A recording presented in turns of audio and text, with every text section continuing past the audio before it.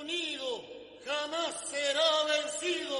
El pueblo unido jamás será vencido. El pueblo unido jamás será vencido. De pie cantar que vamos a triunfar. Avanzan ya banderas de unidad y tú vendrás marchando junto a mí y así verás tu canto y tu bandera florecer, la luz de un rojo amanecer anuncia ya la vida que vendrá. De pie luchar, el pueblo va a triunfar, será mejor la vida que vendrá a conquistar nuestra felicidad y en un amor mil voces. Queridos amigos, queremos daros la bienvenida a nuestro programa Desde la Izquierda. Hoy es un programa que les va a encantar, sobre todo por los invitados que tenemos de lujo, que son insuperables. Tenemos un anuncio. Este anuncio es muy importante y muy ilusionante para mí, ya que Desde la Izquierda ha decidido incorporarse a la organización Alianza de la Izquierda Republicana de España, AIRE. Por lo tanto, os invitamos a todas las personas que quieran debatir sobre políticas sociales, sobre justicia, redistribución e izquierda, que tenemos esta pequeña ventanita para poder debatir. Y sin más dilación voy a presentarles nuestros invitados que para mí tienen un significado muy especial y creo que son unos invitados de lujo. Esperamos que disfruten muchísimo con todas sus opiniones y con todo lo que nos tienen que decir acerca del tema de hoy, ¿vale? Bueno, pues empezamos. Y como les adelantaba, nuestra primera invitada es Lidia Falcón. Lidia Falcón es la presidenta del Partido Feminista de España, líder histórica del feminismo en nuestro país y un ejemplo para todas las mujeres que la seguimos. Lidia sigue trabajando férreamente por defender los derechos de las mujeres y está vinculada a programas de violencia de género en todo el territorio nacional. Lidia, gracias por estar aquí. Nuestro segundo invitado es Javier Marín. Javier Marín ahora mismo es el secretario general de AIRE. Javier Marín, como sabemos, tiene una trayectoria muy grande en formación, pedagogía. Estuvo muchos años vinculado al PSC, dirigiendo la escuela Javier Soto, y le damos como siempre la bienvenida. Javier, siempre estás en esta pantallita dándonos inputs y luchando realmente por lo que es importante, los problemas de las personas. Finalmente quiero presentarles a nuestro compañero Pedro Mercado. Pedro es miembro del Consejo Político de AIRE. Pedro es abogado, penalista, y Pedro tiene muy claro que la izquierda necesita un cambio de una nueva dirección con lo que conseguimos la izquierda hoy. O sea que hoy va a ser un debate muy enriquecedor. Pedro, muchas gracias por estar con nosotros y esperamos que nos enseñes un poco a partir de tu experiencia. Como ya sabemos, Pedro ha militado en Esquerra Unida y Alternativa y tiene una férrea tradición de izquierdas en toda su familia. Así que, Pedro, le damos la bienvenida. Lastimosamente, teníamos en nuestro cartelito una invitación a nuestra abogada penalista, Paula Fraga, pero desafortunadamente por cuestiones de trabajo no se pudo conectar. Paula, te emplazamos para que en la próxima tertulia nos puedas acompañar, porque es muy importante para nosotros abrir la ventana al feminismo, porque sin feminismo no hay nada. Paula, muchísimas gracias por aceptar nuestra invitación. Como decía antes, te emplazamos para la próxima tertulia. Y bueno, y sin más, vamos a entrar en materia, sin antes agradecer a dos personas que nos están acompañando detrás de cámaras. Una de ellas es nuestro querido Luis Carlos Nogués, que nos ha ayudado muchísimo con la elaboración de esta tertulia y los temas políticos. Y luego también a nuestro compañero Vicente Serrano, quien se encarga del detrás de cámara de la edición. Vicente, muchas gracias y entramos en materia. Este es un tema que es muy amplio de desarrollar y me gustaría, en primer lugar, darle la palabra a nuestra querida Lidia para ver qué nos puede aportar. Y la pregunta sería, Lidia, si crees que esto se podía confluir en una sola herramienta para que todos luchemos por la misma vía. ¿Me toca a mí? ¿Sí? Bueno, yo es que esto de conciencia nacional no sé qué es, ¿eh? No, yo lo de nacional me suena fatal. pero no por las reminiscencias evidentes del franquismo, sino porque recuerdo, y lo hemos vivido, lo que decía Marx, de que el nacionalismo es un invento de la burguesía para dividir a la clase obrera. Y en realidad no solo a la clase obrera, sino a todas las clases trabajadoras, ¿no? Lo de nacional, ¿qué significa? Las naciones se crearon porque interesaba para los intereses del capital, pues a mediados del siglo XIX, antes que naciones iba a haber. ¿Y quién entendía lo de conciencia nacional? Y luego se han hecho y deshecho. Si vamos a ver la construcción europea, por situarnos solamente en Europa, después de las guerras napoleónicas, después de la guerra antes incluso, la de sucesión española, y luego vamos a ver la guerra mundial y la segunda guerra mundial, y luego la destrucción de Yugoslavia. Entonces, ¿de qué naciones hablamos?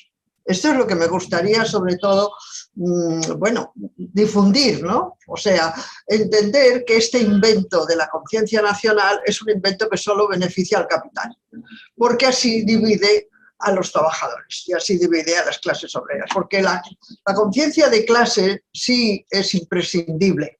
Quien no la tiene, porque no la tiene, pues es el que está sometido como un vasallo, como un siervo al capital. La conciencia de clase es la lucha internacional. Yo no he dejado de creer en la leyenda aquella de proletarios del mundo unidos. Yo añadiría proletarios y mujeres del mundo unidos, ¿no?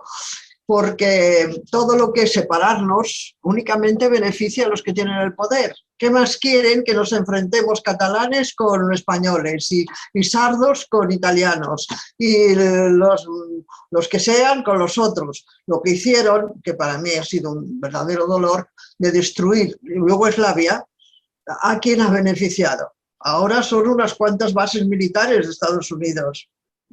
¿Qué nación es esa de Eslovaquia y de por ahí, ¿no? Checoslovaquia, dividir Checoslovaquia. ¿A quién ha beneficiado? Estamos todos presos absolutamente y vasallos del Departamento de Estado de Estados Unidos. Y eso es además a lo que pretenden ir los que dominan ahora la Unión Europea, porque ahora hay que tener conciencia nacional europea, con 26 idiomas, con unas historias de guerras y de enfrentamientos que hemos tenido siempre. Bueno, lo que podemos hacer naturalmente es ser un poco más sensatos y mantener un poco de paz, esta que tenemos, ¿no? No volver a enfrentarnos bélicamente. Pero, ¿de qué nación? ¿De qué nación son los eslovacos o son los checos? ¿De qué nación son los catalanes? ¿De dónde sale este invento? Claro, si no nos oponemos radicalmente al invento del nacionalismo, no avanzaremos, suponiendo que podamos avanzar, ¿no? Ya, esto quizá es mucha pretensión. Pero lo primero es que hay que clarificar las calificaciones y los términos en los que nos vamos a mover. No quiero ser muy prolija y, por tanto, pues espero los comentarios de los compañeros y seguiremos. Bueno, Javier, si nos puedes aportar un poquito más sobre esto que nos ha comentado Lidia, que creo que tú también vas un poquito por ahí, ¿no? Sí, mira, yo le haré caso a Lidia. Yo creo que para la gente que nos escucha hay que tirar de la pedagogía y primero aclarar los conceptos, porque para mucha gente eso de conciencia nacional y conciencia de clase son términos muy usados por los marxistas en la dictadura española y yo diría que hasta mitad de los 80, pero a partir de los 80 yo creo que hubo una desmovilización general en el movimiento obrero y se dejó de hablar de esta cuestión. Y cuando a posteriori se han comprado, literalmente, se ha comprado por medio de las subvenciones a los dos grandes sindicatos, hablar de conciencia de clase pues es una cosa bastante desconocida para la mayoría de los trabajadores. Yo decir entonces, para intentar clarificar esos conceptos, los mayores teóricos de la conciencia de clase fueron los que escribieron sobre ese tema Lenin, Rosa de Luxemburgo y sobre todo Antonio Gramsci. Y lo que nos dicen es que una cosa es ser obrero o pertenecer a la clase obrera y otra cosa es tener conciencia de ser de la clase obrera. La gran diferencia entre una cosa y la otra es que, bueno, poniéndolo en situación moderna. Yo me acuerdo cuando estaba en la universidad haciendo políticas con Vicente Navarro y nos ponía este ejemplo siempre. Cuando haces una encuesta y le preguntas a los trabajadores si se sienten de la clase obrera, la inmensa mayoría dicen que no. La inmensa mayoría se dice que quieren ser clase media. Nadie quiere ser clase baja, en el supuesto de que los obreros es el estrato social más bajo, ¿no? Con lo cual, cuando ya tú ni te sientes de la clase obrera, es muy difícil que tengas conciencia de clase. Yo creo que siempre es bueno poner ejemplos que no son metafóricos, sino son además ejemplos concretos que traigan a la gente a entender mejor el concepto teórico. Si conciencia de clase es pertenecer a la clase obrera de una forma organizada, yo explicaré, por ejemplo, mi propia experiencia sobre este asunto.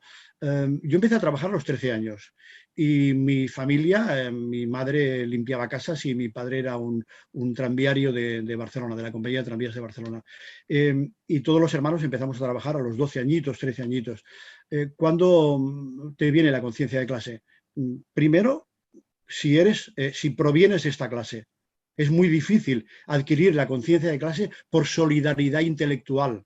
Se puede, Engels la adquirió por solidaridad intelectual, pero esto es la excepción de la regla. Lo que autentifica la conciencia de clase es pertenecer a la clase, ¿sí? Pero después aquí hay un peligro. Yo os decía, mira, a los 13 años a mi hermana, por estar trabajando en un mercado municipal, le amputaron el brazo por el codo.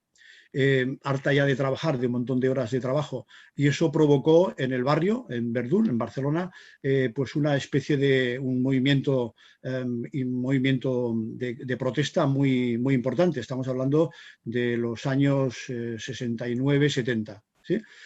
Y ese tipo de cosas, tu propia explotación, yo que estaba en una fábrica durante 10 años, una fábrica del metal, del 68 al 78, y has sufrido la explotación y has visto cómo cada vez que querías reivindicar cualquier mejora laboral eras automáticamente reprimido, y no solamente reprimido como ahora el concepto de represión que dicen los nazis, ¿no? Sino reprimido de verdad. Es decir, te detenían, te llevaban a Vía Laietana, te torturaban y inmediatamente después te expulsaban de la empresa. Pues este tipo de gente que hemos llegado a la conciencia de clase por traumas, en este caso de la adolescencia, somos peligrosos para la democracia. Y digo somos peligrosos ahora, mutatis mutandi, hablando del tema del botellón de estos días. Cuando la gente está insatisfecha, cuando la gente no tiene perspectivas de futuro, cuando la mayoría de la juventud está ociosa porque hay un 40% de paro juvenil, cuando hay 800.000 jóvenes que se tienen que marchar al extranjero, españoles, que están en el extranjero después de haber acabado toda su formación y haberles pagado la formación en España y se tienen que ir a otros sitios porque no tienen oportunidades. El peligro, ¿sabéis cuál es? Que hay gente que tenemos odio de clase. ¿Sí? Es decir, yo he tenido que curarme, y me he curado después ya en democracia, muy avanzada la democracia. A partir de los años 80, pues yo soy, desde los años 80, soy un ferviente defensor del Estado social y democrático de derecho. Pero hasta antes de eso, hasta que me he curado por medio de la formación política, de organizarme políticamente y de canalizar toda esa rabia que tenías contra la injusticia, el peligro es que si no lo canalizas, pues te haces un antisistema, te haces una social, o te dedicas, como me dediqué yo durante 10 años, pues a organizarte en una organización a la izquierda del Partido Comunista que pretendía la revolución armada, ¿sí? Esto cuando lo entiendes, cuando el Estado social y democrático de derecho te da suficientes medios de vida como para que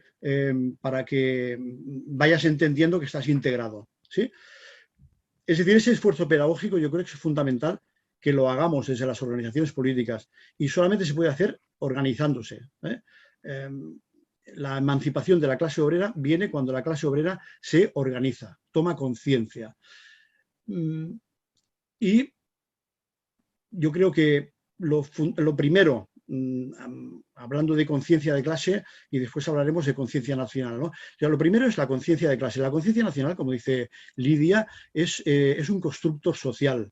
Bueno, ¿desde cuándo somos nación en España? Pues para la inmensa mayoría de los españoles, desde que tenemos una Constitución, desde 1812, ¿no? Desde que hacemos una revolución para cohesionarnos como país en contra de una invasión, de la de los franceses, y a partir de ese momento se genera por revolución interna una conciencia de clase, una conciencia nacional. Ahora, esa conciencia nacional, per se, te hace un patriota. Yo creo que no, que si las condiciones materiales, las condiciones de vida, las que te hacen sufrir como clase obrera, no están resueltas, la conciencia nacional es eso, simplemente es una entelequia, ¿eh? Y es muy fácil además ser manipulada. ¿Cómo se crean conciencias nacionales, por ejemplo en Cataluña? Pues inventándose o reinventando la historia en base a falsedades. Por resumir, yo creo que lo más importante, lo prioritario, es primero educar en la conciencia de clase, y solamente te educas organizándote y formándote políticamente en una organización política para luchar contra esas injusticias del sistema capitalista. Y la conciencia nacional es necesaria en la medida en que tú tienes que constreñir tu acción política a un espacio, a un ámbito físico. ¿A qué ámbito? ¿En dónde nos organizamos para luchar? Pues los españoles en España, porque es difícil organizarse, también ya se organizan a nivel internacional, pero te organizas primero en el espacio jurídico-político en el que funciona tu sistema político. Entonces, pero yo siempre digo, oye, yo estoy organizado desde los 15 años, no he dejado de militar políticamente nunca. A mí me importa muchísimo España. Bueno, en la medida que estoy en España, he de luchar aquí. Pero si yo mañana, por condiciones materiales de vida, trasladara mi empresa o me hubiera tenido que ir a trabajar a la Conchinchina, a África, a Latinoamérica, a Asia, a donde fuese, como tengo conciencia de clase, lo primero que hubiera hecho al día siguiente de llegar a ese país es preguntar por una sede de un partido de izquierdas y organizarme. Y si no la hay, la creo yo, me asocio, ¿sí? Porque solo así puedes hacer avanzar la lucha del movimiento obrero o la lucha organizada contra el sistema capitalista. Es decir, primero vivere y después filosofare. Primero organizarse y después hacer avanzar la lucha política. Pedro, tu turno, no quiero extenderme más, pero me gustaría, tú y yo, que somos de una generación más próxima, me gustaría que joven, dilo, sobre... más joven. Bueno, en realidad el pensamiento que los que como en mi edad, que soy del 78, tuvimos la oportunidad de tener el acceso a la universidad, donde era algo más normal, nuestros padres no pudieron hacerlo de la misma manera, las mujeres en realidad tenemos otro tipo de conciencia, porque se asocia la conciencia de clase con la pobreza y no tiene absolutamente nada que ver. Al contrario, o sea, la conciencia de clase es saber que yo puedo desarrollarme profesional, laboral y económicamente porque tengo otras oportunidades. ¿En qué hemos fallado en la comunicación, Pedro, hacia la gente de nuestra generación en relación, por ejemplo, al discurso que dice Javier, que ha mamado otro tipo de experiencias, Lidia también, que ha luchado en una época donde decir cualquier tontería era jugarse la vida realmente? Vosotros os habéis jugado la vida, nosotros somos revolucionarios del Twitter y del sofá y poco más, hemos estudiado, pero ¿en qué hemos fallado, Pedro? Bueno, yo no creo en tanto que hayamos fallado nosotros. Yo lo que es evidente es que estamos viviendo en una época donde, de la época de la globalización, ¿no? Globalización, nuevas tecnologías, el sistema de medio de producción es cambiante y entonces, ¿qué es lo que pasa? Nosotros cada vez somos más individualistas, ¿no? Quizá las generaciones más jóvenes pues hemos perdido esa conciencia, lo primero porque poco a poco las organizaciones que se supone que nos tendrían que marcar el camino, como son los sindicatos, también poco a poco han ido desclasándose, ¿no? Y yendo por derroteros que no eran su función inicial. Eso también podemos verlo reflejado en partidos políticos en los que tradicionalmente han militado nuestros padres, de la izquierda supuestamente transformadora, y que hemos visto pues, que con el tiempo se han volcado más en movimientos identitarios que en explicar, en hacer talleres, en hacer coloquios dentro de esas organizaciones pues, de lo que es el conflicto capital-trabajo y de qué significa ser clase trabajadora, que por ejemplo que nada tiene que ver con cuál es el salario que ganas, ¿no? Hay mucha gente que entiende que es en función del salario, y una persona puede ganar 4, 5, 6.000 euros y como depende de ese salario y no puede vivir indefinidamente de su patrimonio, si le echan a la calle, pues seguirá siempre siendo clase trabajadora, ¿no? Pero es verdad que pecamos en la era actual. Lo primero, no vivimos como nuestros padres en el sentido de que vamos más acelerados. Antes posiblemente, pues eso, con el sueldo del marido era suficiente, había más tiempo a lo mejor o menos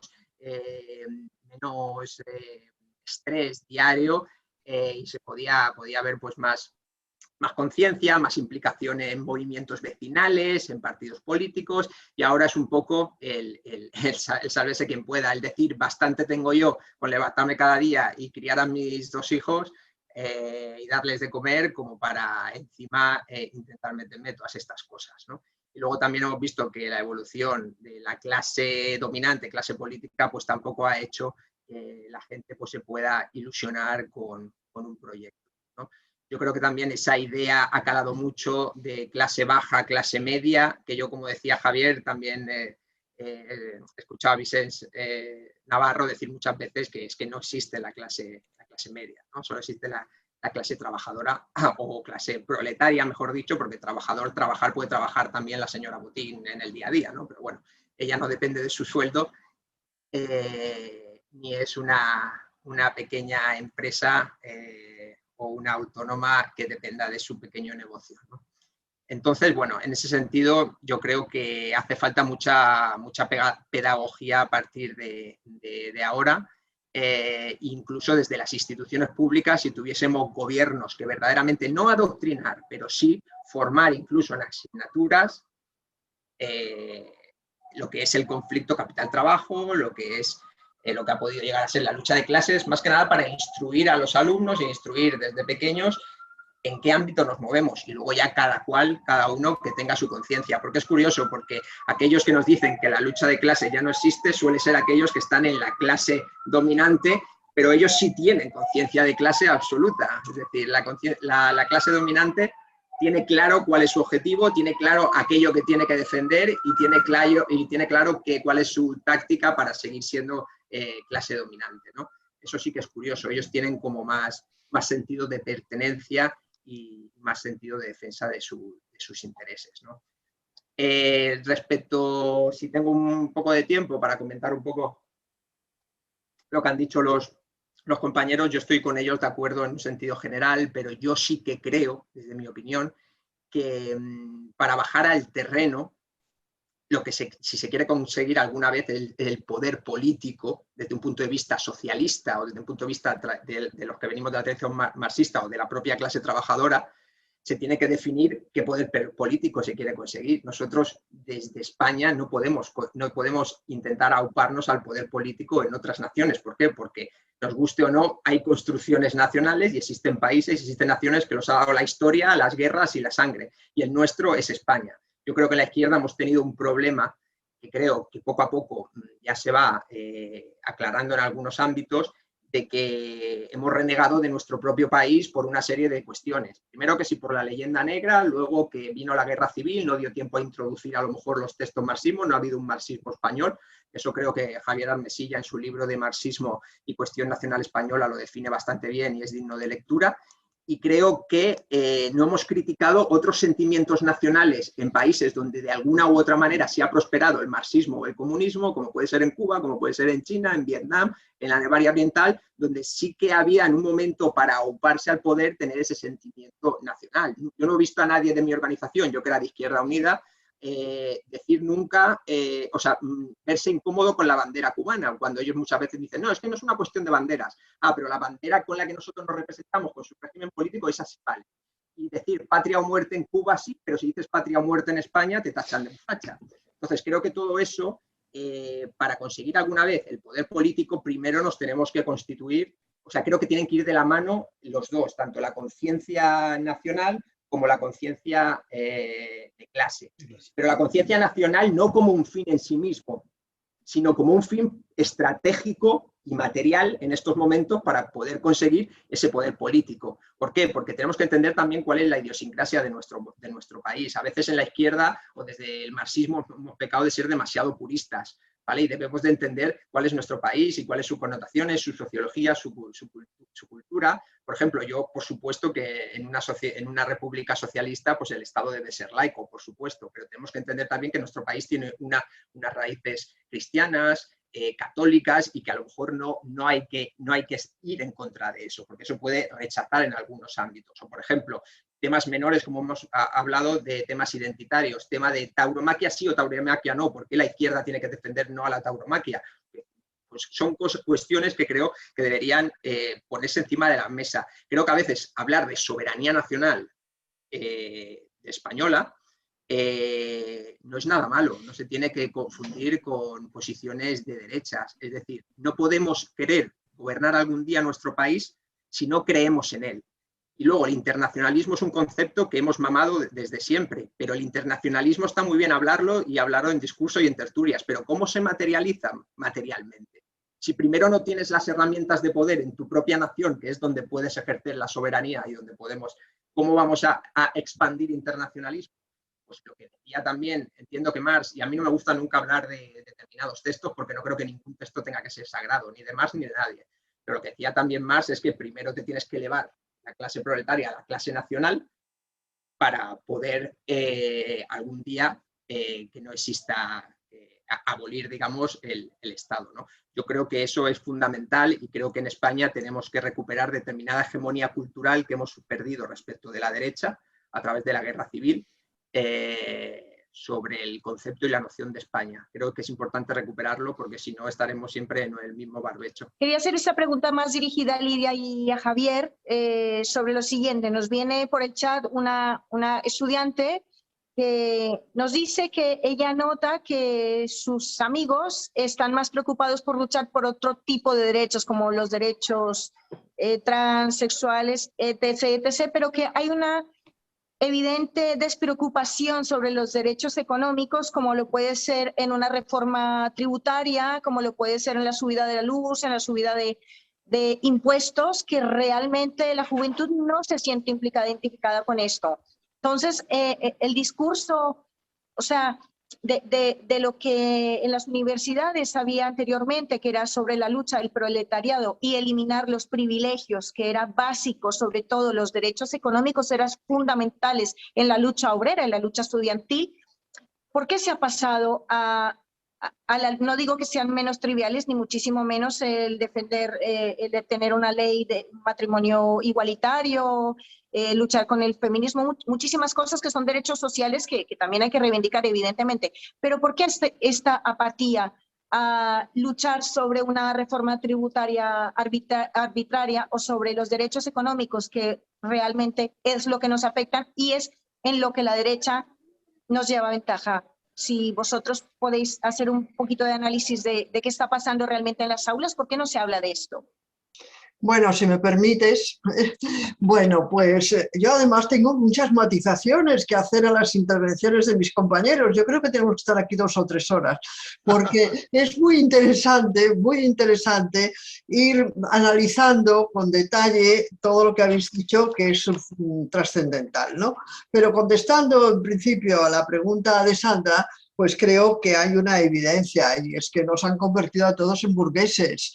Es lo que ya, bueno, Hannah Arendt, la filósofa alemana que todos conocemos, decía que la clase media era esa peste de Occidente. Y ya mucho antes Lenin había dicho que habían aburguesado al proletariado, ¿no? Porque ya veía cómo la socialdemocracia, que es la que ha dominado el aspecto económico, político y además ideológico durante Europa mientras se enfrentaba a la URSS, claro está, pues ha ido convirtiendo a la conciencia de clase proletaria y de lucha, la ha eliminado, la ha barrido para convertirnos a todos en deseosos de comprar, de disfrutar y de vivir mejor. Si pensamos, porque yo soy hija de militantes desde 3 generaciones, ¿no? Si pensamos en el sacrificio, en la pasión, en la ideología que defendieron, mi abuela era anarquista, y más luego mi padre comunista, mi madre también, mi tía, y si pensamos en cómo entendían la transformación del mundo, ¿verdad? Como pedía Marx, ahora no se trata de comprender el mundo solo, sino de transformarlo, pues no hay comparación con lo que hay. Yo apunté cuando hablaba Javier, pues que la conciencia de clase es saber que la historia humana es la historia de la lucha de clases. Esto es otra frase de Marx, ¿no? Eso se ha perdido porque no lo enseñan en la escuela, porque no lo enseñan los medios de comunicación, porque ni la izquierda sale a defenderlo, ¿no? Entonces, lo de la lucha de clases, claro, yo aquí tendría que matizarte, Javier, lo que has dicho, que me ha sugerido tantas cosas y me ha interesado del odio, ¿no? Pues yo sí, yo odio el capitalismo, lo siento, yo lo odio. Otra cosa es que la estrategia que se tenga que seguir en su lucha sea tan suicida como dedicarse ahora a la lucha armada, como hicieron también el FRAM, como hizo el Grapo, ¿verdad? Unos grupitos de desesperados que cogían una pistola y mataban a un policía en la puerta de un banco, que es donde lo encontraban. No, claro, eso no tiene ningún sentido, y esto también podemos encontrar las páginas ya famosas de Lenin en Iskra, en la Chispa, en su periódico, contra la violencia esta. Ahora, el capitalismo no tiene solución, ni tiene redención, ni tiene modificación, ni tiene renovación. Y eso es algo que me gusta. Estoy intentando, tengo un curso de marxismo y feminismo y tal el jueves, todos los jueves a las 7, para quien quiera unirse un ratito o lo pueda ver después porque está en el canal de YouTube del Partido Feminista, ¿no? Y esto es lo primero que hay que entender. Bueno, otra cosa no es desesperarse, ¿verdad? A raíz de esto decir, pues como no hay solución me suicido, ¿no? No, pues esto no. Hace falta, claro, la solidez intelectual, la solidez mental y la solidez psicológica para saber que hay que organizarse. Pero yo no estoy contenta con este Estado de Derecho, Javier, no, porque ni es de derecho ni es democrático, o sea que no. Yo hice campaña contra la Constitución y todavía me duelen los huesos de la cantidad de mítines que di por ahí. Entonces, por ir avanzando, porque ya digo que necesitamos mucho tiempo, Sandra, es que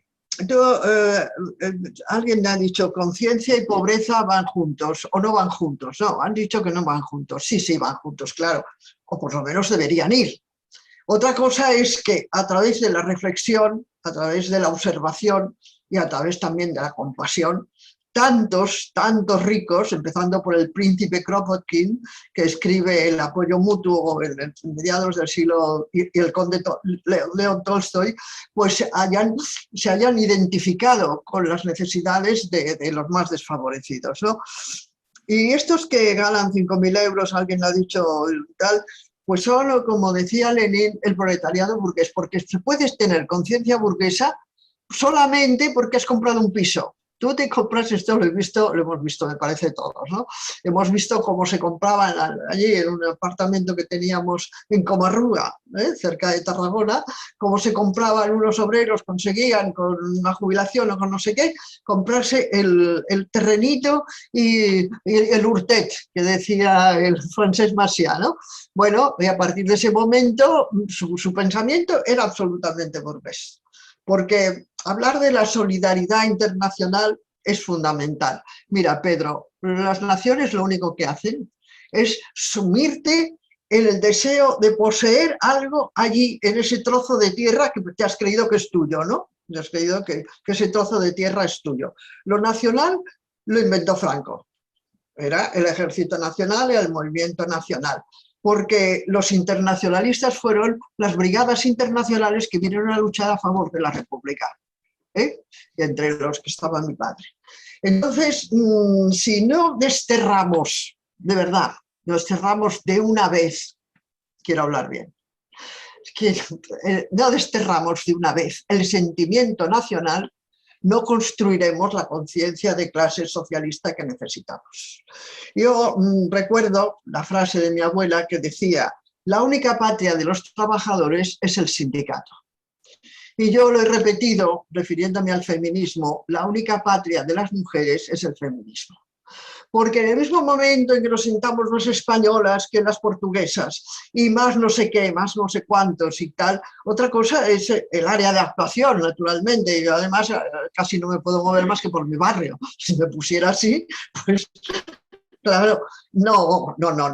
O creamos una conciencia socialista de verdad, o creamos una solidaridad internacional de verdad, o metemos en la cabeza de los desgraciados que andan con un sueldo de 900 euros y otros que se creen autónomos, ¿no? Y son los emprendedores, ¿habéis oído hablar ahora del emprendimiento? Pues ahora ya no son obreros, son emprendedores, ¿no? Pues si no lo hacemos, no hay futuro. Esta es una predicción que no veré, pero esta es la verdad. Todo lo que acote, todo lo que remarque, todo lo que limite la solidaridad humana, todo eso va en favor del capital. Y no olvidemos al capital, porque es el dominante, es el absolutamente nos domina. Y oye, una precisión, Pedro, que es que me ha dolido el alma, esto de hacer una defensa de la tauromaquia me ha dejado porque, entre otras cosas, mi abuela fue la creadora de la Liga Protectora de Animales y Plantas. Mira, el proteger del sufrimiento a los animales tiene que ser, como otras protecciones, fundamental en todo movimiento progresista que quiera construir un futuro distinto. A mí los señores, podemos hablar, esto lo he discutido con camaradas, con compañeros, ¿no? Que Picasso y que no sé quién, que no sé qué. Pues eran además unos machistas, ¿sabes? Porque se puede ser o pretender ser comunista y socialista y ser un machista. Y además un taurófilo. Y eso también hay que denunciarlo.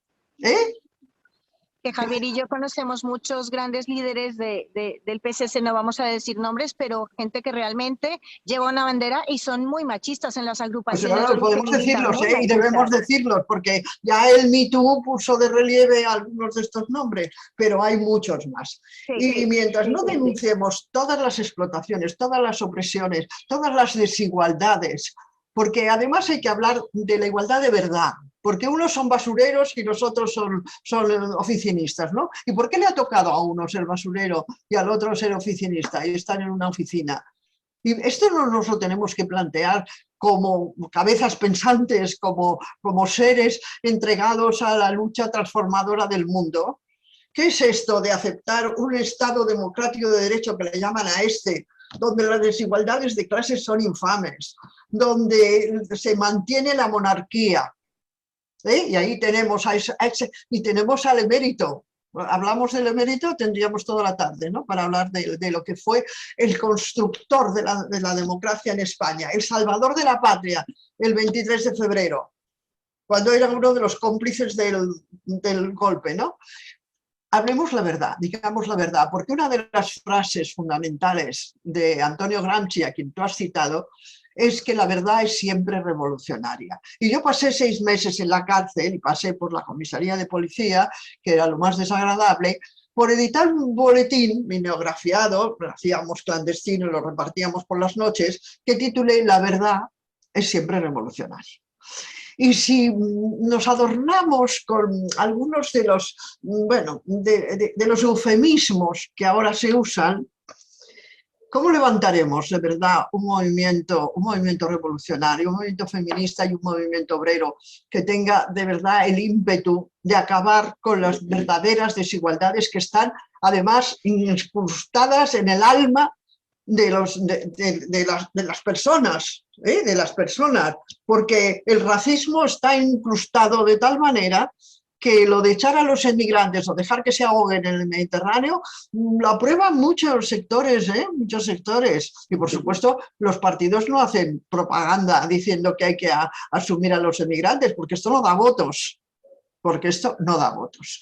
O somos de verdad, nosotras por lo menos, ¿verdad?, nos ponemos en la vanguardia de las luchas transformadoras, o bueno, pues nos unimos a la socialdemocracia que ya conocemos, ¿no?, y les damos unas cuantas migajas a los más pobres y repartimos las vacunas, esas que se están caducando en los armarios porque ni siquiera han sabido distribuirlas, ¿no? No, yo de verdad, aquí en este espacio es nuestro, y espero que no vayamos a la cárcel por decir estas cosas, ¿no? Ahora, en este espacio nuestro, digamos la verdad. Ni hay Estado democrático, ni la socialdemocracia se puede aguantar, ni la Constitución española es aceptable, ni podemos soportar la monarquía. Ya está bien, ¿no? Ya está bien. Los Borbones siempre vuelven, ¿no? Podemos repasar siglo y medio de la historia de España con los Borbones ahí, que son los garantes del capital, y son los garantes de la OTAN, y son los garantes de la CIA, y son los garantes de la Unión Europea.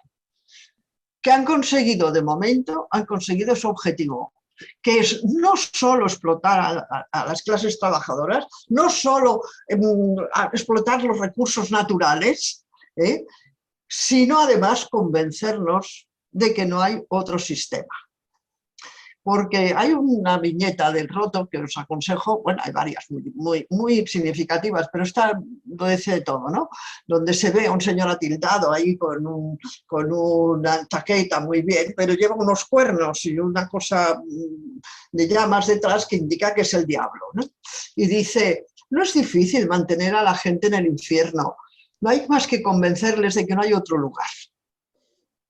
Y esto es lo que ha conseguido el capital después de la caída de la URSS.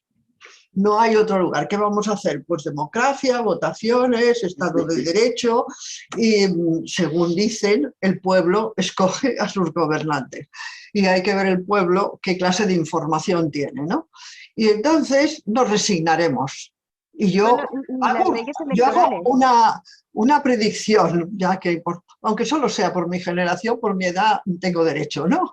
Hago una predicción. Si esto es lo que se instala en la conciencia de las luchas revolucionarias, tenemos un milenio de dominio del capitalismo. He dicho. Muy bien. Yo quería decir primero que la matización que me haces, Lidia, respecto al tema del odio de clase, la acepto totalmente. Igual yo no me lo he expresado suficientemente bien. Digo que mi primer tipo de acción política absolutamente salvaje de los 15 a los 25 años fue fruto del odio de clase, y que eso después yo he conseguido curarme, por decirlo así, como canalizando toda mi energía política, todo ese odio, en una organización política e intentar transformar las condiciones materiales para mejorar las condiciones de vida de los trabajadores o para transformar la sociedad y ser, en este caso, ideológicamente un socialista, como he dicho antes, que me da igual en qué partido me organice. El caso es que tengo que estar organizado, esté en el país en el que esté. Estar, como decía Mao, en la urna de cristal criticando qué mal lo hace todo el mundo, o ahora desde los tweets, y no salir a la calle, no organizarse, no hacer nada, es perder el tiempo. Y una matización sobre lo de antes que me dejé, y es que tú puedes ser obrero y puedes ser, en este caso, español y no haber desarrollado una conciencia nacional. Y sobre todo cuando el Estado español, sea el PP gobernando o sea el PSOE, tampoco hace mucha pedagogía sobre qué es la nación. Al contrario, a veces los propios socialistas hablan del plurinacionalismo, de que hay 8 naciones y no combaten ese discurso muy bien elaborado, con mucha propaganda pagada a su favor, que hacen los nacionalistas, sobre todo en Euskadi y en Cataluña. Entonces yo decir, oye, para huir de relativismos, para combatir los relativismos respecto a qué es una nación, como decía Pedro, tienes que constreñir tu actuación política al lugar donde estás, es decir, el Estado-nación. Bueno, pues una nación políticamente son 3 cosas y son indesteriables, las 3 inseparables. Son territorio, población y soberanía. Y si tienes territorio y población como Cataluña, pero no tienes soberanía, no eres una nación. Lo mismo para Euskadi, lo mismo para cualquiera que aspire a hacer un Estado plurinacional.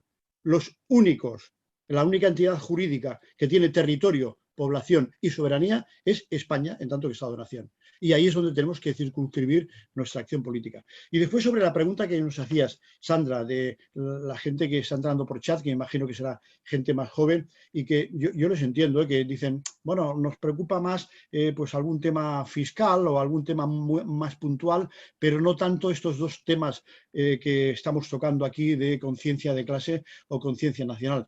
Bueno, yo creo que eso no es fruto de ninguna casualidad. Yo diría, durante los 43 años que llevamos de democracia, el Estado invierte muchísimo dinero y propaganda en desideologizar a la juventud, es decir, en negar la existencia de las clases. Y es obvio que la lucha de clases avanza cuando primero es consciente de que hay dos clases antagónicas, el proletariado y la burguesía. O el capitalismo y los que queremos construir una sociedad socialista. Y después de esto hacemos las matizaciones que queramos. Pero cuando no se tiene clara esas dos cuestiones, de que hay dos clases antagónicas, pues es difícil entender todo lo demás. Y uno se puede pues, quedar con el árbol y no ver el conjunto del bosque, o segmentar su tarea política solamente pues, a un apartado. Pues uno es solamente pues verde o uno es solamente feminista, que no sería el caso, sino se hace una lucha global, además de conjunto. Es decir, hay que marcar la lucha feminista como una cuestión fundamental, ya hablaremos de eso después, del 51% de la población, fundamental para transformar el conjunto de la realidad, el conjunto de la sociedad, ¿no? Es decir, que yo creo que el problema de la sociedad en estos momentos, y yo he vivido, he sufrido, igual que Lidia seguramente, mucho la etapa 1980-85 hasta 2008, la desideologización era cada vez mayor. La aristocracia obrera, es decir, los sindicatos comprados, eran cada vez más inoperantes. Los sindicatos han acabado apoyando la independencia, segmentar, territorializar, dividir a la clase obrera. Es decir, cuando ese ha sido el statu quo de la cosa, pues hemos tenido que esperar a que los jóvenes se rebelen fruto de su propia situación ya inaguantable económica y personal, y se tiren a la calle a partir del 2008, cuando la crisis económica del 2008. Y a partir de ahí, pues después han habido distintas canalizaciones o divergencias. Pero ahora hay cierto movimiento político mucho mayor que el que hubo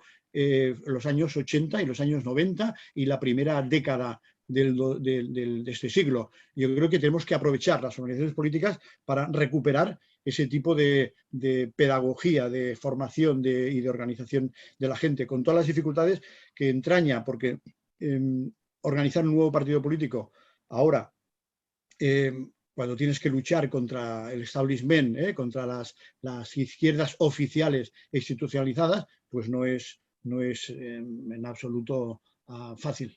Nada fácil. Bueno, chicos, pues como tenemos que hacer un par de bloques, podríamos estar, como dice mi querida Lidia, muchas horas. Y sobre todo yo agradezco muchísimo el que compartáis vuestras experiencias de la diferencia de lucha que tuvisteis que hacer vosotros, que realmente os jugasteis la vida, con la que podemos hacer nosotros en este hoy y en este ahora. Sin ese aprendizaje que nos transmitís, sin esta manera de ver y sin esta forma de hacer política y estar muchísimos años en la lucha, pues no podemos seguir adelante, evidentemente.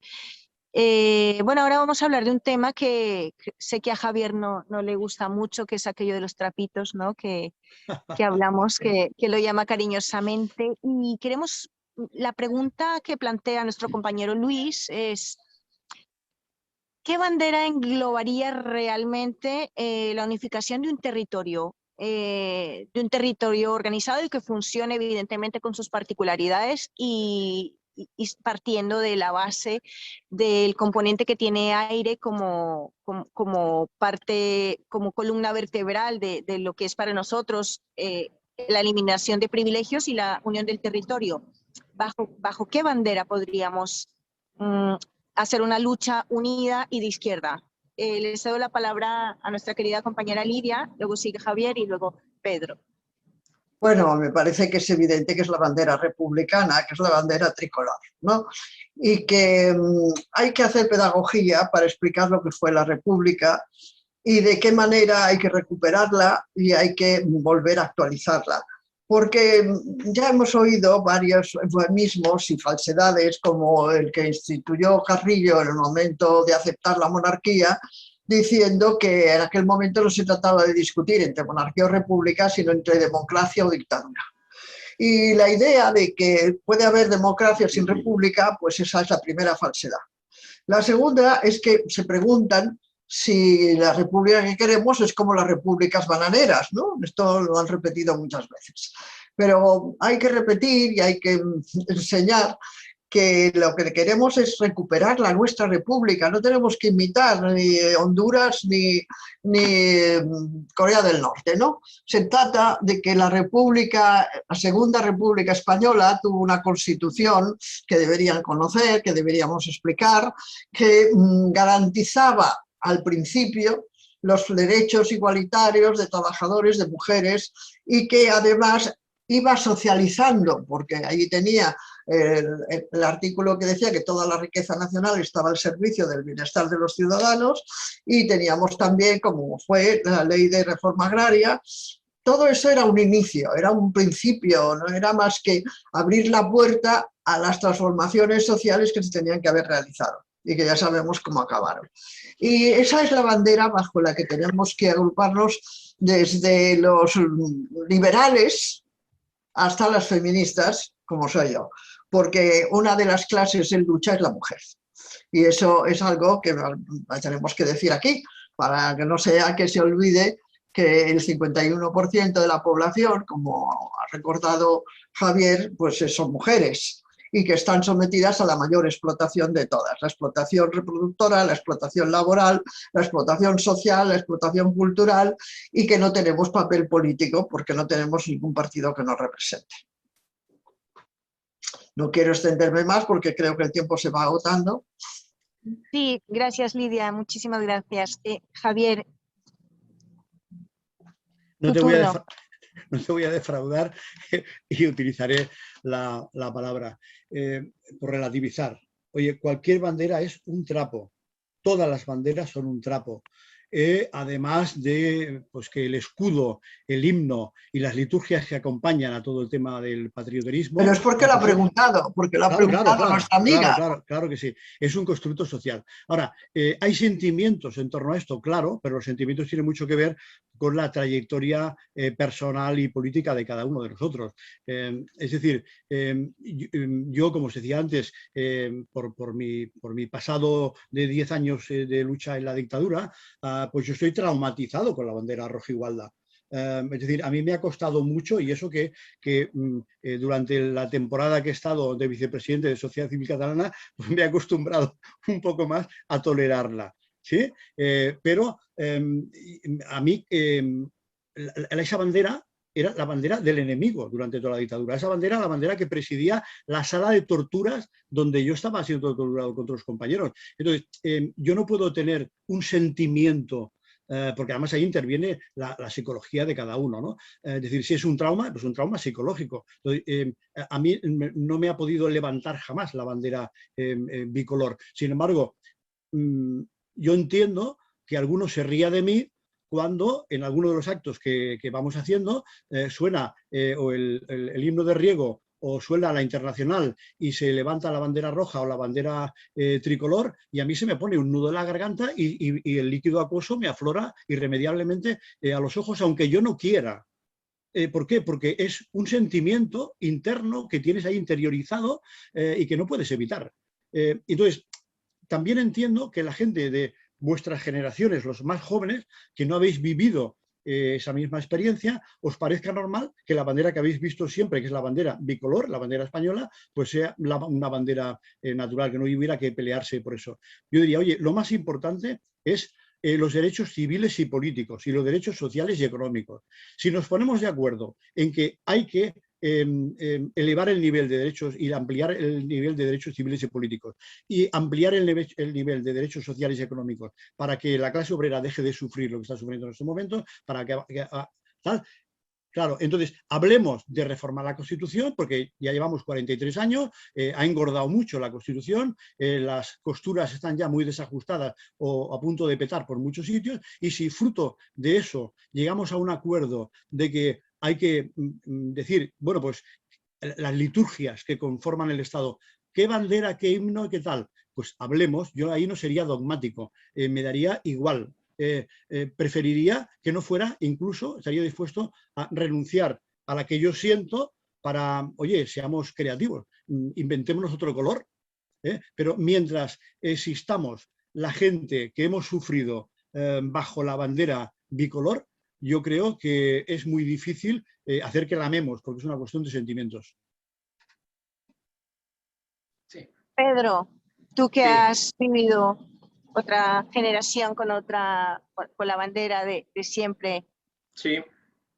¿qué bandera crees que uniría fuerzas o qué nos debe representar realmente con este proyecto de izquierda coalicionada que pretendemos hacer? Vale, yo antes, solo una apreciación del tema de antes, pero nada, medio segundo. Simplemente yo cuando hablaba o sea, no hay que confundir, o yo no quiero confundir el nacionalismo burgués o etnicista, que es el que algún día pudo propagar los falangistas de Primo de Rivera, o la Alemania nazi, o ahora, lógicamente salvando las distancias, los nacionalismos periféricos, que es que te sientes superior por pertenecer a un determinado territorio, a una raza. Yo no me siento superior por ser español. Yo hablo de patriotismo socialista, y el patriotismo socialista se extendió y fue una doctrina, tanto en la Unión Soviética, que por cierto cambiaron el himno de la Internacional por un himno soviético que hablaba de la Gran Rusia, precisamente para malentonar, o sea, lo contrario, para exaltar a sus ejércitos que estaban en la Segunda Guerra Mundial un poco decaídos, en Cuba, en la Alemania Oriental y tal. Es decir, no hay que confundir nacionalismo burgués, etnicista y clasista, de entenderte superior por razón de tu etnia o por haber nacido en tal, con el patriotismo socialista, que lo creo necesario para llegar al poder político de tu país y luego poder desarrollar internacionalismo. Y el tema de las brigadas internacionales, totalmente de acuerdo, pero claro, si eso lo consideramos solidaridad internacional, también se puede considerar solidaridad internacional lo que hicieron los nazis y Mussolini viniendo aquí a destruir la Segunda República y ayudar al régimen franquista, ¿vale? Entonces, creo que también se pecó en su día de hablar de bando nacional cuando el bando nacional realmente era aquel que defendió la Segunda República, pero no por ser una forma de Estado republicana, sino por defender España. Eso hay que decirlo. Y ahora quiero hilar ya con el tema que hemos hablado de la Segunda República. Mira, yo, tres tíos, toda mi familia, tanto materna como materna, luchaban en el bando republicano. Tres tíos abuelos míos fusilados como perros, ¿vale? Por el bando franquista. Dos de ellos, nada más y nada menos que en Badajoz, donde fue, creo que de las mayores atrocidades que cometieron los franquistas. Una de las peores matanzas que hubo fue en Badajoz, ¿vale? Asesinados incluso en la plaza de toros como perros, ¿vale? Entonces, el tema de la bandera es un tema que yo creo que puede remover sentimientos, pero que hay que ser estratégicamente listos. Es decir, para mí creo que fue un error absoluto que por cambiar un determinado régimen o un modelo de Estado se cambiasen los colores a la bandera, ¿vale? Es un error histórico, porque claro, igual que dice Javier, y yo le entiendo, que ahora él repudia esa bandera, porque él la que ha visto mientras él ha sido joven como una bandera falangista, claro, pero ¿y si no hubiesen cambiado los colores durante la Segunda República? Es la bandera nacional del país, no una bandera de un determinado régimen político, porque entonces los chilenos deberían odiar la bandera de Chile porque hubo una dictadura de Pinochet, o los cubanos deberían odiar la bandera de Cuba porque hubo una dictadura de Batista. Entonces, eso creo que no tiene sentido. Es más, y por hablar un poco de historia, el propio, creo que era jefe del Estado Mayor del Ejército Popular de la República, Vicente Rojo, cuando se fue exiliado a Argentina, y escribió para una revista argentina en Pensamiento Español diciendo que el mayor error que cometió la República fue cambiar los colores de la bandera, que fue algo absurdo. Lo primero, porque eso no era una bandera monárquica, era la bandera nacional. Y lo segundo, porque lo único que creó es darle la simbología al bando sublevado, al cual se permitió, de una manera que no sé cómo se ha consentido durante 70, 80 años, que se le llame bando nacional al bando sublevado, ¿vale? Entonces, para mí fue un error estratégico. Además, creo que se cambió para representar mejor a Castilla, porque entendían que los colores de la bandera de Castilla o comunera era granate, cuando en realidad se ha constatado que fue un error histórico, porque los colores de la bandera comunera era el rojo carmesí. Vengo a decir, yo tengo el pin, yo tengo la chapa, yo tengo todavía cartas que escribió desde la cárcel mi tío abuelo el día antes que lo fusilaran. Yo tengo la camiseta de fútbol de la República y tal, pero creo que tenemos que quedarnos con ese sentimiento, pero que estratégicamente no podemos ceder la simbología a la derecha. No se puede asociar la simbología y los himnos y entregárselo a la derecha. Yo creo que a la derecha no le da miedo que salgamos 4 el 1 de mayo con la bandera republicana y, por cierto, con todas las banderas gallegas, del SAT y de catalanas y tal, salgamos allí a decir 4 proclamas en contra de un rey, porque además el republicanismo no tiene que ser el antimonarquismo. Eso no le da miedo. Yo te digo que le daría mucho más miedo el día que en defensa del socialismo y de la emancipación de la clase trabajadora saliéramos en masa con las banderas rojas y con banderas rojigualdas, lógicamente sin el escudo monárquico, evidentemente, pero tenemos que recuperar eso y tenemos que recuperar hegemonía cultural. Por lo tanto, yo creo que la bandera que mejor representa, por cierto, no he ondeado una bandera bicolor en mi vida, porque claro, yo también tengo mi historia, lo que me han contado mis abuelos, mis padres, y lógicamente me pasa un poco lo que dice Javier, ¿no? Es como que te rehúsa. Pero luego pensando, decir que tiene que ver los colores de una bandera nacional de hace 200 o 300 años con un determinado régimen que ha sido una dictadura durante un periodo de tiempo determinado. Por lo tanto, creo que es regalarle simbología y regalarle discurso cultural a la derecha. Y entonces creo que perfectamente podría ser con un escudo, lógicamente, sin la corona, pero si tuviésemos una república socialista, perfectamente podría ser la bandera nacional, la bandera bicolor. No veo cuál debe ser el problema. Bueno, chicos, y para terminar ya nos quedaría el último bloque, que es cómo no trabajarlo teniendo a Lidia acompañándonos sobre el feminismo y el papel que tiene que tener el feminismo en la transformación de un modelo de Estado y en este caso en lo que Aire propone como eje fundamental y columna vertebral de la eliminación de los privilegios y un avance a la eliminación de la monarquía, etcétera. Lidia, ¿qué nos falta a las mujeres? Porque yo escucho amigas mías, compañeras contemporáneas, inclusive amigas de la lucha sindical y la reivindicación que dicen que yo no soy feminista. Entonces dices, pero entonces eres machista, ¿no? Porque no hay otra extrapolación. O sea, ¿qué hemos explicado mal? ¿Qué está pasando realmente para que el feminismo se una y para que realmente aclaremos conceptos y tengamos clarísimo que si no hay feminismo no hay nada? Pues falta conciencia de clase, falta nuevamente conciencia de clase mujer, ¿no? De saber que estás en la explotación máxima de todas las clases trabajadoras. Porque yo voy a dar dos cifras para que sea esto breve, pero la OIT, hace ya bastante tiempo, explicó que mientras las mujeres trabajan las 2/3 partes del trabajo del mundo, perciben el 5% de los salarios y poseen el 1% de los bienes. En este momento en España el reparto de la renta es del 82% para los hombres y el 18% para las mujeres. Si además repasamos la situación internacional, veremos el número de mujeres dirigentes de esto y de lo otro y presidentas de gobierno. En España, de las 100 universidades que tenemos, solamente 4 tienen una rectora, etcétera, etcétera. Me parece que esto no es ningún descubrimiento, ¿no? Que no estoy sacando aquí datos extraños.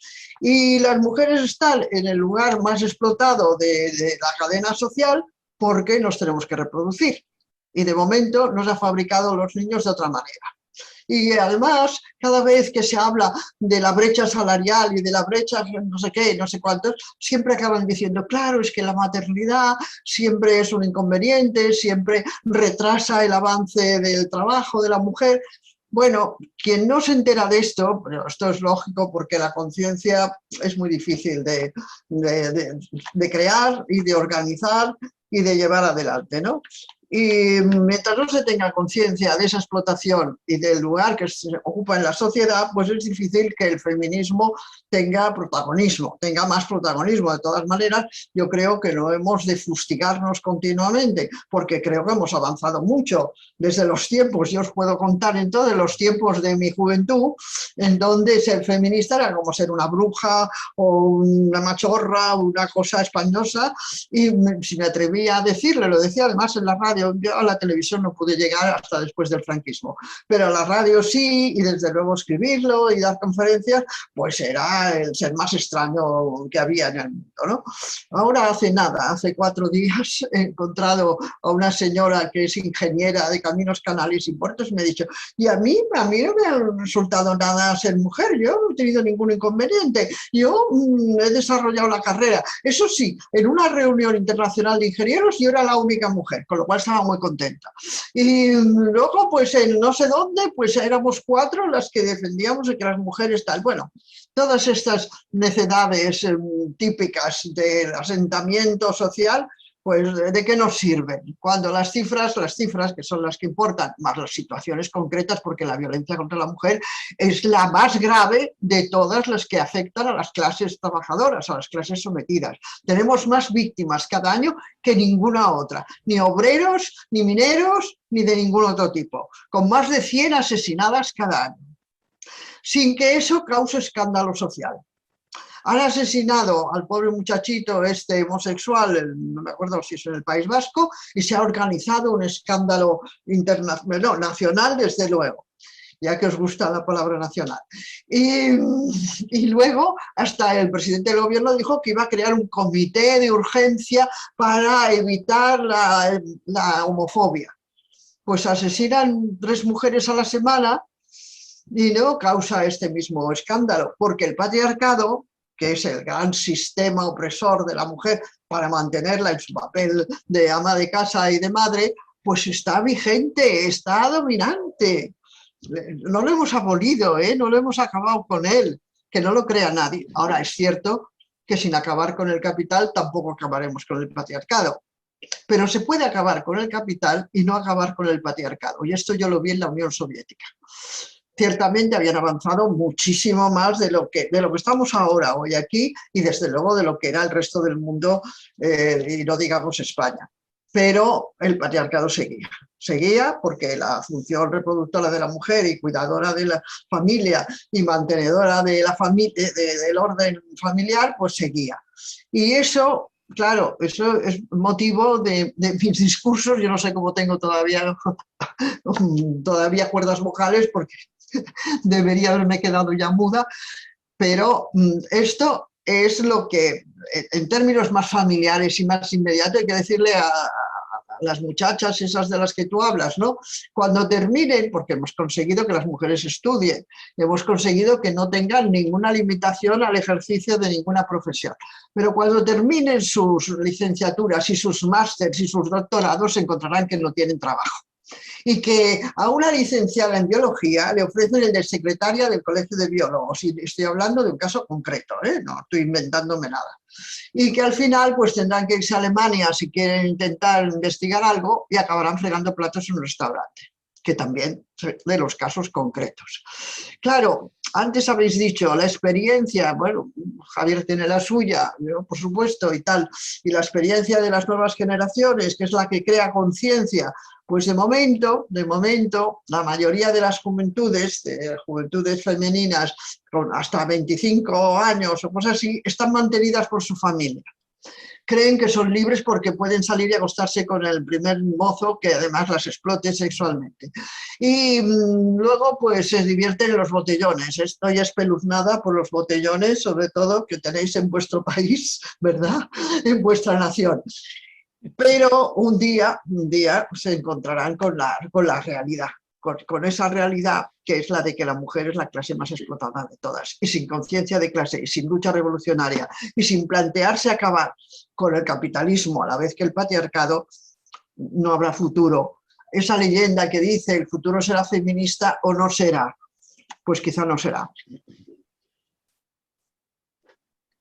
Bueno, Javier, os doy un minutito a Pedro y a ti, ya que de feminismo Lidia sabe mucho, y Lidia, me siento muy orgullosa y complacida de haber compartido estos minutos contigo. Realmente hace falta que muchas mujeres valientes alcemos los brazos. Yo, por ejemplo, soy una catambiana, española, colombiana, llevo la mitad de mi vida aquí, la mitad en Colombia, y allí las lideresas sociales, sabes que nos están matando, ¿no? Aparte de ser líder social, o sea, es muy, muy complejo, y yo pido y suplico a todas estas compañeras que se quieran unar y sumar en todos estos movimientos desde cualquier parte, pero tenéis que hacer parte y sobre todo leer las entrevistas de Lidia, seguirla, porque realmente hay un mensaje muy poderoso que tenemos que seguir trabajando, porque o hay futuro feminista o no habrá, evidentemente. Muchísimas gracias, Lidia, ya te despido. Es un honor haber estado Gracias a contigo, haber todas. compartido este ratito. Disculpar que me he tenido que mover un poco porque estoy en Jerez y gritan un poco por ahí. Y Pues nada, el botellón Javier. de fin de semana que no se han ido todavía. Bueno, todavía no, pero sí me he tenido que mover, disculpar, porque no pude encontrar un sitio realmente, una biblioteca o algo así, está todo cerrado por el COVID, los aforos están muy limitados, pero bueno, seguimos más adelante, queremos seguir haciendo este tipo de conversatorios que realmente enriquecen y que a base de la dialéctica podemos llegar a algún sitio. Javier, un minutito, Pedro, un minutito y cerramos. Venga, Pedro, tú primero, que te dejamos siempre para el último. Bueno, yo sobre este tema poco más tengo que opinar, teniendo aquí a Lidia. Simplemente contestando a la pregunta, ¿qué papel podría desempeñar el movimiento feminista en esta ecuación, en la ecuación, digamos, de conjugar esa conciencia de clase y conciencia nacional? Pues yo creo que el feminismo que representa el Partido Feminista, Elías Falcón, pues todo el papel, y el que representa a Irene Montero, pues menos, nada más. Muy bien. Oye, yo decir lo mismo, es decir, que opinar de feminismo delante de un icono del feminismo que se ha ganado a pulso, la tierra para quien la trabaja, y el feminismo también, que se ha ganado a pulso trabajar 50 años en el ámbito feminista, pues sería una osadía por mi parte. Con lo cual, reiterar lo de antes, no se puede hacer ninguna revolución social, ninguna transformación social sin contar con las mujeres. Y como además venimos de 2000 años de discriminación, 2000 por lo menos, desde que empezamos a contar los años, de discriminación social con la mujer, pues ya me ha parecido bien lo de la discriminación positiva que se ha estado aplicando durante todos estos años, y el tema de las cuotas de representación en todo tipo de organización, política, sindical, social, incluso profesional. Pero yo no sé si me regañará Lidia si digo esto. Yo siempre digo a los compañeros, a las compañeras que están en las organizaciones en las que coincido con ellas, fundamental que organicéis o que organicemos entre todos el ámbito de la lucha contra esa discriminación, pero yo creo que a lo que debiera aspirar el movimiento feminista algún día es a que desaparezca el movimiento feminista. Es decir, que el nivel de transformación, de igualdad, sea tal que la participación de la mujer sea valorada por su globalidad, porque habla en plan generalista de la política, porque actúa en la política en todos los niveles de la política o en todos los negociados, por decirlo así, de la política, porque tuviéramos presidentas de gobierno y porque tuviéramos ministras con sobrado mérito y capacidad. Y no por el tema de cuotas. No obstante, el tema de cuotas es imprescindible mientras estemos haciendo toda esta gran transformación que Lidia decía que lo ha visto y yo también, que venimos de vivir situaciones en las que, ya no digo mi madre, personas de mi edad, mujeres han tenido que pedir permiso al marido para sacarse el carnet de conducir. Eso a los jóvenes os suena a chino, pero eso ha pasado hace solo 50 años. ¿Vale? Es decir, que hemos empezado hace poco en el tema del feminismo y que ya veremos cuánto tiempo tardamos en lograr cuotas de verdad, de representación, de igualdad, pero que lo ideal sería algún día poder prescindir. Igual que digo que habría que prescindir algún día de la lucha por el movimiento LGTBI, ¿Por qué? Porque están tan integrados, es tan normal que ya nadie vería que hace falta una lucha específica o por cualquier tipo de movimiento sectorial. Lo ideal sería que fuera una situación absolutamente normalizada. Bueno, yo no diría que es sectorial el movimiento feminista, pues la única matización que te hago. Verdad, ¿eh? cierto, No somos cierto, un sector social. Tienes razón. Bueno, pues muchas gracias a todas por estar ahí, por haberme acompañado, por haberme enseñado, por haberme despertado una serie de preguntas que todavía quedan por hacer y que espero volver a veros y volver a dialogar. Bueno, amigos, sin más, cerramos este bloque. Muchísimas gracias, Lidia. Eres una invitada muy especial para nosotros. Repito, gracias a nuestro compañero Vicente Serrano que estaba ahí detrás de cámaras, gracias a todas las personas que hacen posible este pequeño espacio. Gracias a Luis Nogués que nos ha dado unos temas muy interesantes y esperamos encontrarnos más adelante y siempre estamos con este canal pequeñito que hemos hecho con mucho amor, que hoy si hablas de amor suena ridículo, pero en realidad lo que hace falta también en la política es un poquito de amor hacia todo, hacia lo que hacemos, que podamos seguirnos encontrando. Hasta luego.